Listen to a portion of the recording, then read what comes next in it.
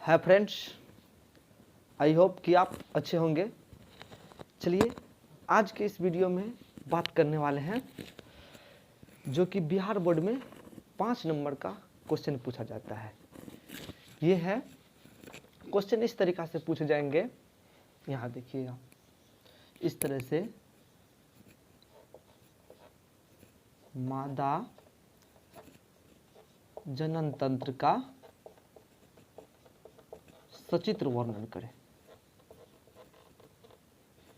इस टाइप से क्वेश्चन आएंगे बिहार बोर्ड में कि मादा जनन तंत्र का सचित्र वर्णन करें। तो सबसे पहले आपको क्या करना है, देखिए इस टाइप के क्वेश्चन पूछेंगे कि मादा जनन तंत्र का सचित्र वर्णन करें। तो सबसे पहले आपको क्या करना होगा कि ये फिगर बनाना होगा। अगले वीडियो में हम बताएंगे किसके बारे में, नर जनन तंत्र के बारे में, नर जनन तंत्र के बारे में। लेकिन अभी पढ़ना है किसके, मादा जनन तंत्र के बारे में पढ़ना है, समझ गए। तो देखिए ये रहा मादा जनन तंत्र का चित्र रहा। तो यहाँ थे, यहाँ पे देखना है मादा जनन तंत्र। देखिए मादा जनन तंत्र के 5 मुख्य अंग होते हैं। देखिए पहला है ग्रीवा, योनि, गर्भाशय, अंडाशय और अंडवाहिनी। देखिए आपका सबसे पहला ऑब्जेक्टिव क्या बन जाएगा कि मादा जनन तंत्र में कितने अंडाशय होते हैं। तो कितना बोलना है, 2। यहाँ देखिएगा पहला अंडाशय ये हुआ और दूसरा अंडाशय ये हुआ। पहला ऑब्जेक्टिव क्लियर। ऑब्जेक्टिव पूछेंगे कि मादा जनन तंत्र में कितने अंडाशय होते हैं, तो कितना बोलना है, 2। देखिए पहला यहाँ है और दूसरा यहाँ है, समझ गए। हाँ यहाँ देखते हैं, तो आपने देखा कि कितने अंडाशय होते हैं, 2, यानी एक यहाँ और एक यहाँ। और अंडाशय से जो ये रास्ता होता है इसी को यहाँ पे देखिए अंडाशय से ये जो रास्ता होता है इसको क्या बोलते हैं, अंडवाहिनी। क्या बोलते हैं, अंडवाहिनी। अगर नर जनन तंत्र में पढ़ते हैं, अगर शुक्राणु का जो रास्ता होता है तो उसको बोलते हैं शुक्रवाहिका। क्या बोलते हैं, शुक्रवाहिका। यहाँ पे बात हो रहा है किसका, अंडाशय का। तो ये जो अंडाशय का रास्ता होगा ये होगा अंडवाहिनी। क्या होगा, अंडवाहिनी होगा। तो देखिए यहाँ पे समझना, सबसे पहला ऑब्जेक्टिव आप लोग तो क्लियर कर लिए होंगे कि मादा जनन तंत्र में कितने अंडाशय होते हैं, तो 2। क्लियर। देखिए सबसे पहले यहाँ पे जानते हैं, देखिए हम इस वीडियो में सब बताएंगे कि मतलब जुड़वा बच्चा कैसे होता है, ये हर चीज़ के बारे में बताएंगे। यहाँ देखिए, यहाँ पे देखिए कि मान लीजिए कि गर्भधारण कैसे होता है। गर्भधारण यानी कोई भी महिला या कोई लड़की गर्भधारण कैसे हो जाता है। तो यहाँ देखिए, जब मान लीजिए कि सपोज दैट आप पुरुष है, सपोज दैट आप क्या है, पुरुष है। आप जब पुरुष है तो देखिए जब पुरुष का सीसन इसमें जाता है, समझ रहे हैं ना। जब पुरुष का सीसन यानी इसको अब हाँ, जब पुरुष का सीसन इसमें प्रवेश करता है तो पुरुष से क्या निकलता है, शुक्राणु। यानी पुरुष से क्या निकलता है, शुक्राणु। और देखिए मादा में क्या निकलता है, अंडाशय। तो जैसे ही सीसन इसमें प्रवेश करता है तो प्रवेश करने के बाद जैसे ही मान लीजिए आप उसको कह सकते हैं वीर्य या शुक्राणु, यहाँ पे जैसे ही निकलते हैं तो मान लीजिए बहुतों सारे निकलते हैं। तो अब मान लीजिए अगर कितना निकलते हैं, तो अगर मान लीजिए लगभग अगर पता किया जाए तो 7 ml में कितना शुक्राणु होते हैं, 20 लाख। 7 ml में 20 लाख शुक्राणु होते हैं। शुक्राणु कहीं इस टाइप का होता है, ऐसे होता है, ऐसे टाइप का होता है शुक्राणु, ऐसे टाइप का होता है। कितना, 20 लाख शुक्राणु होते हैं। यानी 7 ml वीर्य में कितना होते हैं, 20 लाख शुक्राणु होते हैं। सपोज डैट कि यहाँ पे सीसन गया और मान लीजिए सीसन जाने के बाद मान लीजिए शुक्राणु निकला। शुक्राणु जब निकला तो क्योंकि बहुतों लाखों रहते हैं, 2 लाख 5 लाख बहुतों शुक्राणु रहते हैं, क्योंकि आपको पता है कि 7 ml में 20 लाख, अब कितना निकला वो तो नहीं बता सकते। यानी 1 लाख 2 लाख गया होगा। तो जब शुक्राणु इसमें जाता है, जब शुक्राणु इसमें गया तो मतलब इधर उधर जाने के लिए मतलब ऐसे होता है कि यहाँ पे जैसे निकला तो इधर उधर जाने के लिए मतलब चौकन्ना हो जाता है। तो देखिए यहाँ पे जो ये है अंडाशय, समझ रहे हैं ना, ये जो अंडाशय है, यहाँ पे समझने वाली पहले बात है कि यहाँ पे कितना अंडाशय होता है, 2 अंडाशय। कितना अंडाशय? 2 अंडाशय होते हैं। हाँ तो कहाँ थे, यहाँ समझिए ना, यहाँ पे समझने वाली पॉइंट है कि कितना अंडाशय होता है, 2 अंडाशय होता है। तो यहाँ पे 2 अंडाशय जो है, अगर सपोज डैट कि अगर ये अंडाशय अंडाणु उत्पन्न करता है, अंडाशय क्या उत्पन्न करेगा, अंडाणु है ना।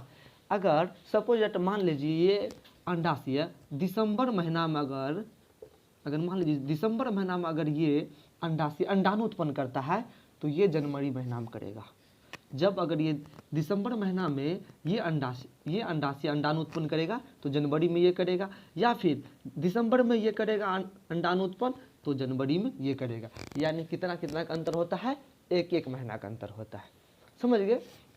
तो यहाँ थे, तब देखिए यहाँ पे जब इसके अंदर वीर्य जाएगा यानी गुणसूत्र जब जाएगा, शुक्राणु यानी जाएगा, तो देखिए वो इधर उधर क्या होता है, फैलने लगता है। जब फैलता है तो मान लीजिए सपोज डैट कि ये यहाँ पे जो है, ये जो है क्या उत्पन्न करेगा, अंडाणु। देखिए इसका जो अंडाणु रहता है यहाँ इस तरह से, यहाँ पे मान लीजिए अंडाणु रहता है। जैसे ही यहाँ पे शुक्राणु जाता है तो शुक्राणु इधर उधर क्या होता है, फैलने लगता है। तो आपने शुक्राणु को देखा, शुक्राणु कहीं इस टाइप का होता है और मान लीजिए लाखों में होता है शुक्राणु।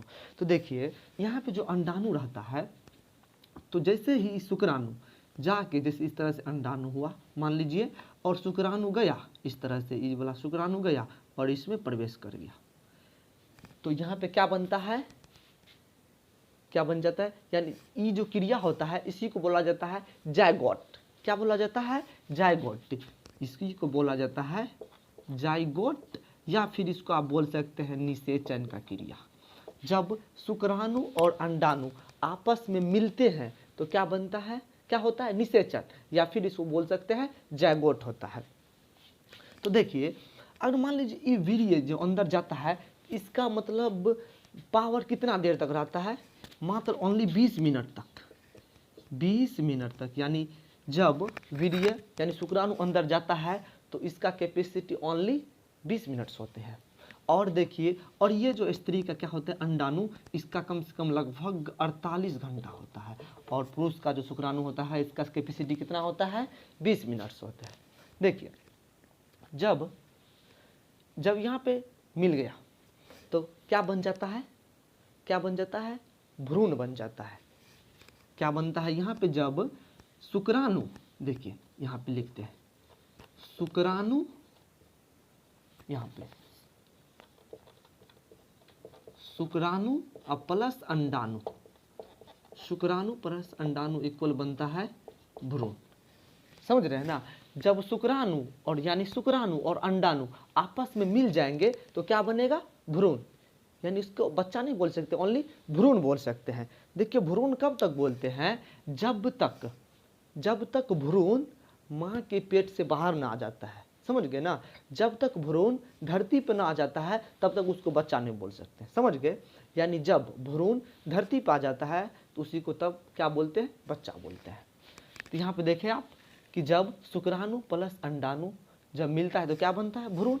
अब देखिए तो भ्रूण जो बनता है तो भ्रूण का भी तो यहाँ पे इसी को क्या बोलते हैं, ये जो इतना बड़ा भाग है इसको क्या बोलते हैं, गर्भाशय।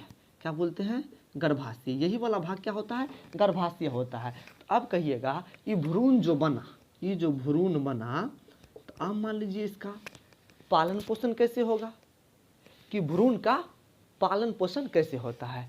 तो भ्रूण का पालन पोषण कैसे होता है, तो देखिए आप सब बच्चे में देखते होंगे, बच्चा सब जो होता है, यानी भ्रूण, अभी बच्चा तो नहीं बोल सकते हैं, तो नाभि, समझ रहे हैं नाभि किसको बोलते हैं, नाभि यानी कि ढोढ़ी, समझ रहे हैं ना।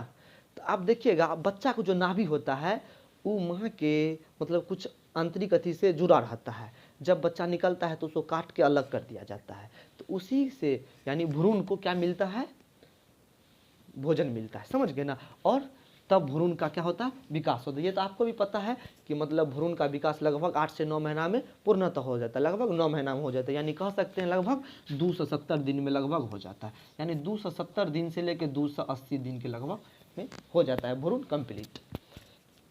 अब देखिएगा कि भ्रूण जब बनता है इसमें सबसे पहले क्या बनता है, हाथ बनता है कि टांग बनता है, क्या बनता है, इसमें सबसे पहले बनता है हार्ट, यानी कि दिल बनता है। क्या बनता है, यानी भ्रूण का सबसे पहले किसका विकास होता है, दिल का विकास होता है। दिल यानी कितना दिन लगता है, लगभग इसको लग जाता है 6 सप्ताह के आसपास, यानी एक सप्ताह में 7 दिन तो 6 सप्ताह के यानी कि लगभग 42 दिन, यानी 42 दिन लगभग क्या बनने में लग जाता है, दिल।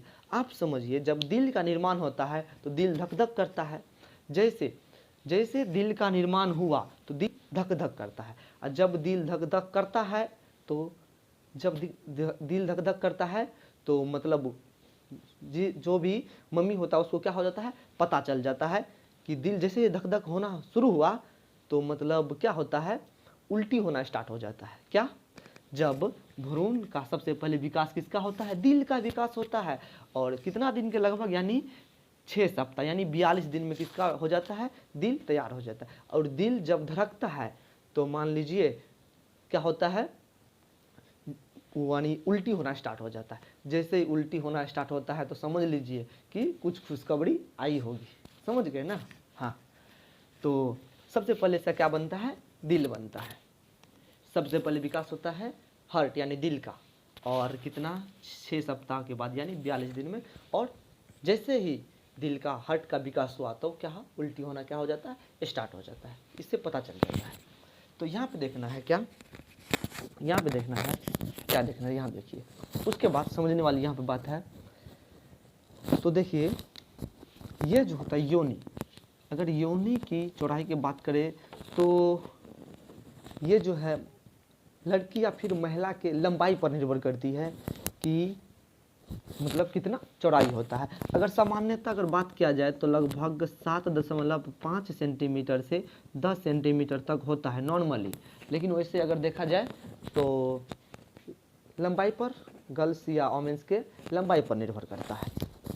तो आपने देखा कि भ्रूण कैसे, और जैसे ही भ्रूण निकल आ जाता है धरती पे तो उसको क्या बोला जाता है, बच्चा। लेकिन जब तक ये माँ के पेट में रहेगा ना तब तक इसको क्या बोला जाता है, भ्रूण बोला जाता है। समझ गए। तो देखिए अब बात करते हैं कि जुड़वा बच्चा कैसे होता है। यहाँ देखिएगा जुड़वा बच्चा कैसे बताते हैं। देखिए यहाँ पे सपोज डैट, देखिए जब ये अंडाणु आता है तो मान लीजिए सपोज डैट ये है, सपोज डैट ये रहा अंडाणु, इस टाइप का अंडाणु है। यहाँ पे हम अंडाणु रहा और ये मान लीजिए क्या है, वीर्य है। जब ये वीर्य इसमें जाएगा तो मान लीजिए इसमें भी जाएगा और इसमें भी जाएगा, क्या होगा, इसमें भी जाएगा और इसमें भी जाएगा। यहाँ समझिएगा, यानी जब ये दोनों क्या है, अंडाणु है और सपोज डैट ये क्या रहा, वीर्य रहा। जब ये इसमें जाएगा तो इसमें भी जाएगा और इसमें भी जाएगा, होता है।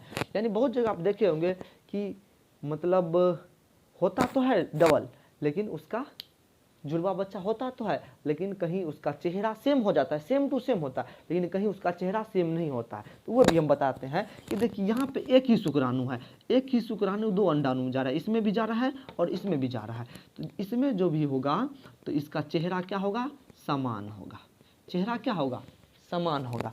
लेकिन अगर सपोज दैट ये रहा और ये रहा, और कभी कभी 2 भी जाता है, कभी कभी जाता है, यानी इसको आप अपवाद कर सकते हैं। अगर मान लीजिए अलग अलग शुक्राणु जाएगा, ये हुआ एक अलग शुक्राणु और ये हुआ एक अलग, ये इसमें गया और ये इसमें गया, तब अगर एक साथ डबल शुक्राणु जाता है अलग अलग में, तब यहाँ पर भी होता है, लेकिन यहाँ पे बच्चा का असमान हो जाता है, यानी असमान होता है, यानी दोनों एक दूसरे से मैच नहीं करता है। लेकिन अगर इस परिस्थिति में हो तो एक दूसरे से बच्चा क्या होता है, मैच होता है, लेकिन इस परिस्थिति में बच्चा एक दूसरे से क्या होता है, मैच नहीं होता है।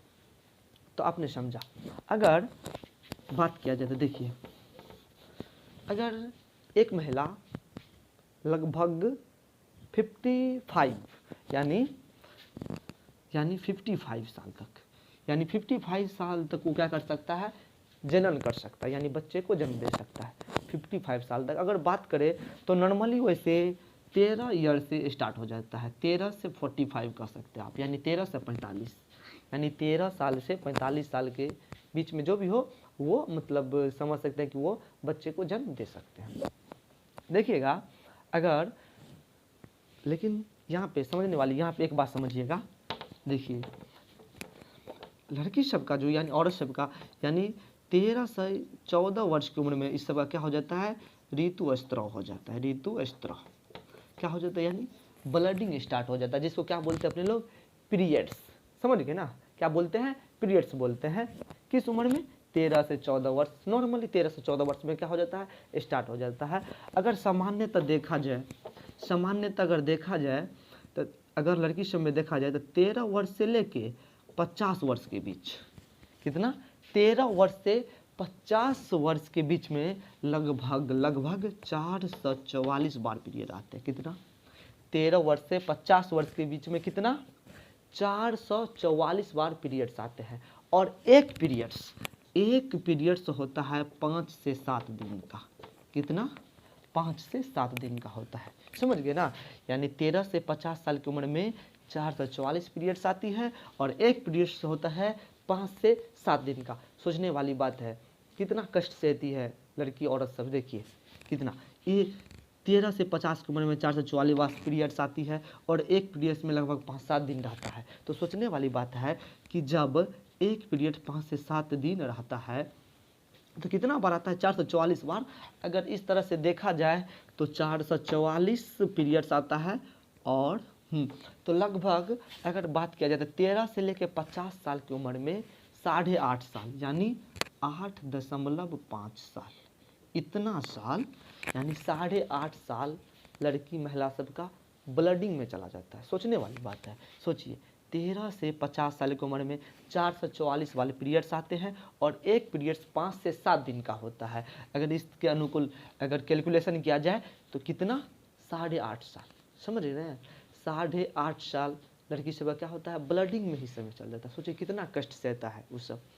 देखिए अगर कि कोई भी माँ या कोई भी लड़की, अगर मान लीजिए वो भ्रूण को जन्म यानी बच्चा जन्म दे रहे हैं, तो जितना दर्द अगर उसको होता है उस समय, अगर साइंटिस्ट के अनुकूल देखा गया है कि एक लड़की जितना मतलब एक लड़की जो है अब बच्चा पैदा करने में उसको जितना दर्द होता है, अगर उतना दर्द अगर एक मर्द को यानी पुरुष को होगा, सब पुरुष को होगा, तो उसकी क्या हो जाती है, मृत्यु हो जाती है।